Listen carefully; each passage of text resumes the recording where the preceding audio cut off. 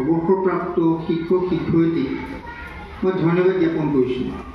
এইকাৰণে ধন্যবাদ জ্ঞাপন কৰিছোঁ যে তেখেতসকলে জীৱনৰ এটা পৰ্যায় সুকলমে পাৰ কৰিলে, কোনো খেলি মেলি নথকাকৈ পাৰ কৰি নিজৰ দায়িত্ব শেষ কৰি আজৰি হ'ল। চৰকাৰী যি বাধ্যবাধকতা আছিল সেই বাধ্যবাধকতাৰ পৰা তেখেতসকল মুক্ত হ'ল। গতিকে তেখেতসকলে এটা নতুন জীৱন যাপন কৰিবলৈ আগবাঢ়িছে, নতুন জীৱন লাভ কৰিলে।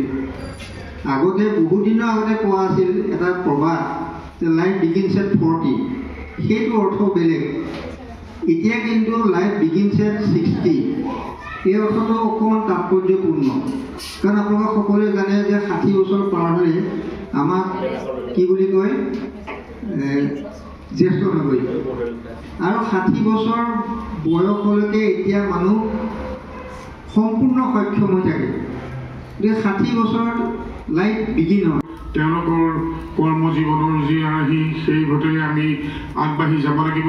আজি কেইদিনমানৰ আগতে যে মই সেইখন স্কুলতে জইন কৰিছিলোঁ, ঠিক তেনেকৈ আৰু কেইদিনমানৰ পিছতেই এইখন বিদ্যালয়ৰ পৰা অৱসৰ গ্ৰহণ কৰিম বাইদেউহঁতৰ নিচিনাকৈ। মই ভাবিছোঁ বাইদেউহঁতৰে যি আমাৰ ছাত্ৰ ছাত্ৰীসকলক, আমাৰ শিক্ষক শিক্ষয়িত্ৰীসকলক যি বাট দেখুৱাই গ'ল, সেইটো যাতে আমি সদায় ৰাখিব পাৰোঁ। সেই বাটটোৱে যাতে আমাৰ শিক্ষকেও যাতে সদায় ৰক্ষা কৰি যায়।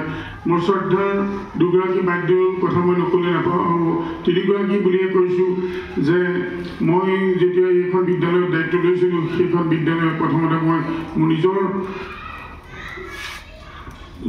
আমাৰ বেংকৰ চেকখনো মই লিখিব নাজানিছিলোঁ। সেই বাইদেউৰ পৰা মই গায়ত্ৰী বাইদেউ আৰু ৰীতা বাইদেউ আৰু লক্ষ্মী বাইদেউৰ পৰা সেইখিনি কথা শিকি মই আজি ৪ৰ্থ বৰ্ষৰ বাবে এইখন বিদ্যালয়ত প্ৰধান শিক্ষকৰ দায়িত্ব গ্ৰহণ কৰি আছোঁ। আমাৰ ল'ৰা ছোৱালীকেইটা যাতে সদায় আগবাঢ়ি যায় তাৰ আমি আন এগৰাকী সংবাদকৰ্মী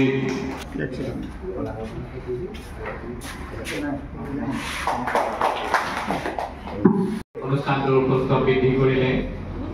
গতিকে মই প্ৰতিগৰাকী শ্ৰদ্ধাৰ অৱসৰী শিক্ষক শিক্ষয়িত্ৰীলৈ আন্তৰিক ধন্যবাদ জ্ঞাপন কৰিছোঁ।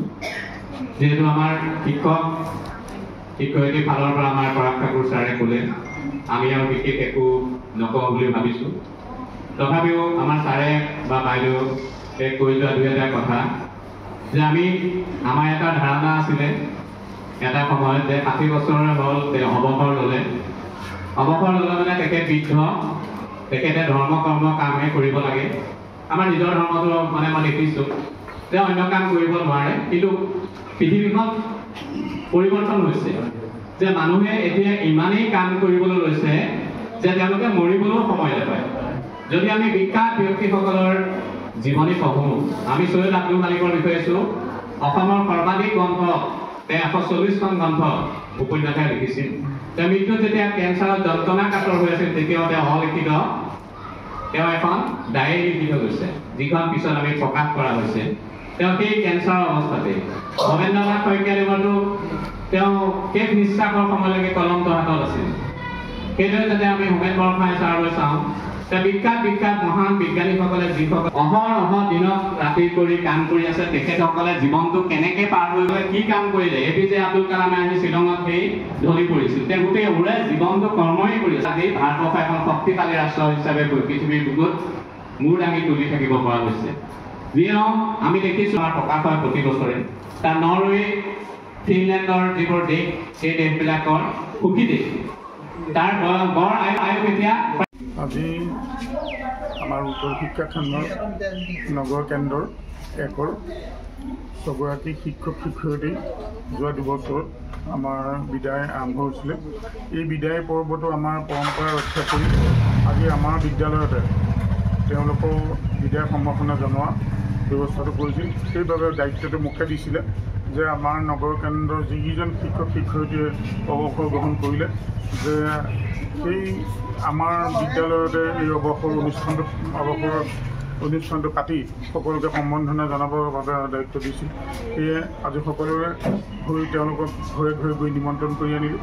আমাৰ প্ৰথম হৈছে আমাৰ অসম পুলিচ মধ্য ইংৰাজী বিদ্যালয়ৰ ৰীতামণি বৰা বাইদেউ, দ্বিতীয়তে হৈছে মুস্ফিকা আহমেদ অসম পুলিচ বিদ্যালয়, তাৰপিছতে হৈছে দেৱগ্ৰাম মধ্য ইংৰাজী বিদ্যালয়ৰ হৈছে গায়ত্ৰী শৰ্মা বাইদেউ, তাৰপিছতে তেখেত প্ৰধান আমাৰ লক্ষ্মী বৰা, তেখেতো প্ৰধান, লগতে পাৰুল বৰা, তেখেতৰ সহকাৰী শিক্ষক হিচাপে সেই বিদ্যালয়ৰ পৰা অৱসৰ গ্ৰহণ কৰিছিলে। আমাৰ পাৰুল হাজৰিকা বাইদেউ হৈছিলে। তাৰপিছতে আছিলে আমাৰ ওচৰৰে এখন স্কুল গেলাবিল অধ্যাসনৰ বহুত দিনৰ পৰা জড়িত তেখেত শিক্ষক হৈছে গণেশ হাজৰিকা ছাৰ। গণেশ হাজৰিকা ছাৰো আজি অৱসৰ গ্ৰহণ কৰে। তেওঁলোকক আমি আমাৰ নগৰ কেন্দ্ৰৰ ফালৰ পৰা এখন মানপত্ৰ, এটা জাপি আৰু এখন ফুলম গামোচাৰে তেওঁলোকক সম্বৰ্ধনা জনোৱা হয়। আৰু সম্বৰ্ধনা অনুষ্ঠানটোত সভাপতিত্ব কৰে আমাৰ শ্ৰদ্ধাৰ অৱসৰপ্ৰাপ্ত শিক্ষা বিষয়া যতীন নেওগ ছাৰ, আৰু বিশিষ্ট অতিথি হিচাপে থাকে আমাৰ দেৰগাঁও কলেজৰ অৱসৰপ্ৰাপ্ত শিক্ষক প্ৰবক্তা আমাৰ কুশল পূজাৰী ছাৰ, আৰু উত্তৰ শিক্ষাখণ্ডৰ আমাৰ শিক্ষা বিষয়া আৰু ABRCC ছাৰ উপস্থিত থাকে। আজি 1 নং সমল কেন্দ্ৰৰ সমন্বয়কৰ তত্বাৱধানত আৰু সমল কেন্দ্ৰৰ সকলো শিক্ষকৰ সহযোগত আজি ইয়াত 6জন শিক্ষক শিক্ষয়িত্ৰী বিদায় সম্বৰ্ধনা অনুষ্ঠানটো খুব সুন্দৰকৈ আয়োজন কৰিলে। ইয়াত প্ৰতিজন শিক্ষক সুন্দৰভাৱে কাৰ্যসূচীটোত অংশগ্ৰহণ কৰি কাৰ্যসূচীটো সফল ৰূপায়ণ কৰিলে, আৰু যিসকল অতিথি আমাৰ মাজত উপস্থিত হৈ তেখেতসকলেও খুব সুন্দৰ বক্তব্য দাঙি ধৰি আমাৰ অনুষ্ঠানটো সফল ৰূপায়ণ কৰিলে। আৰু প্ৰতি বছৰে আমি যিসকল শিক্ষক শিক্ষয়িত্ৰী অৱসৰ গ্ৰহণ কৰে প্ৰত্যেককে কেন্দ্ৰভিত্তিক বা সমল কেন্দ্ৰভিত্তিকভাৱে এনেকুৱা ধৰণৰ অনুষ্ঠানবোৰ আয়োজন কৰি পেলাই এনেকুৱা ধৰণৰ অনুষ্ঠানবোৰ অনুষ্ঠিত কৰি আহিছে। এইবাৰো অনুষ্ঠিত কৰিলে। ক'ত অনুষ্ঠিত হৈছিলে? বিদ্যালয়খনৰ কি নাম? এইখন বিদ্যালয় হৈছে 1 নং টাউনত এখন প্ৰাথমিক বিদ্যালয়। আপুনি কোন হয়, কি হিচাপে আহিছে? মই এইখন আমাৰ উত্তৰ শিক্ষাখণ্ডৰ খণ্ড প্ৰাথমিক শিক্ষা বিষয়া হিচাপে ইয়াত উপস্থিত হৈছিলোঁ, আৰু তেখেত কাৰ্যসূচীটো নিমন্ত্ৰণ কৰা হৈছিলে। সেই হিচাপে মই আজি ইয়াত নিমন্ত্ৰিত উপস্থিত হ'লোঁ আৰু কাৰ্যসূচীটো অংশগ্ৰহণ কৰিলোঁ। দেৰগাঁও নগৰ মণ্ডল সমল কেন্দ্ৰত আজি যি বিদায় সভা অনুষ্ঠিত হৈছে, এইটো এটা এই মণ্ডল সমল কেন্দ্ৰৰ এটা পৰম্পৰা। প্ৰতি বছৰে যিকেইজন শিক্ষক শিক্ষয়িত্ৰী ইয়াৰ পৰা বিদায় লয় তেওঁলোকক সম্বৰ্ধনা জনোৱা হয়। আজি মুঠতে 6গৰাকী শিক্ষক শিক্ষয়িত্ৰী, 5গৰাকী শিক্ষয়িত্ৰী আৰু 1গৰাকী শিক্ষকক ইতিমধ্যে বিদায় জনোৱা হ'ল। এই বিদায় জনোৱা শিক্ষক শিক্ষয়িত্ৰীবিলাকৰ ভিতৰত আমাৰ প্ৰথম দেৱগ্ৰাম মধ্য ইংৰাজী বিদ্যালয়ৰ 3গৰাকী আছে, কুমাৰগাঁৱৰ 1গৰাকী আছে, আৰু গেলাবিল অধ্যসন প্ৰাথমিক বিদ্যালয়ৰ 1গৰাকী আছে।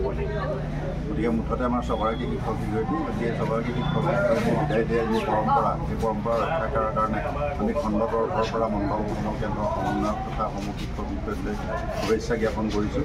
আৰু এনেদৰে এই পৰম্পৰা যদি ভৱিষ্যত সময়তো তেখেতসকলে অটুট ৰাখে, তেতিয়াহ'লে শিক্ষক শিক্ষয়িত্ৰীসকলেও যথেষ্ট অনুপ্ৰাণিত হয় আৰু শিক্ষক শিক্ষয়িত্ৰীসকলে নিজৰ মনৰ ভাৱ প্ৰকাশ কৰিবলৈ সুবিধা পায়।